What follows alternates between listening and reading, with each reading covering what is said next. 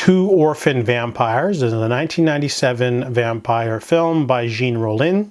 I've been going through this director's vampire films because they're intriguing. I like the atmosphere and stuff. And this one's about Henriette and Louise. The two of them are sisters who are mysteriously blind, and they're at an orphanage, and they get adopted by a kind doctor who can't really find a way to cure their blindness, but turns out they're actually vampires, and they're actually blind during the day. However, at night their sight comes back and they prey on people for blood. So after they get adopted, they sneak out of the house and they start attacking people and sucking their blood. And it can also be a sort of allegory for just misbehaving and coming of age. You know, they're two young teenage girls who go out, and the adopted father thinks, you know, they're going to be good girls, but they also drink brandy when they can't get enough blood. So there is a allegory for partying and coming of age, so that's there.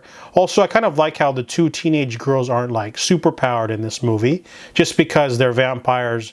They don't have hypnotism or super strength or anything. They're just them going around biting people and then being vulnerable during the day. So during the day they're actually in trouble, and sometimes they get into a spot of bother, so that adds a little bit of interesting dynamic to it as well. You can't just run in and just crack skulls and twist necks whenever they get caught. They get chased around a little bit, and overall it's a pretty intriguing little story.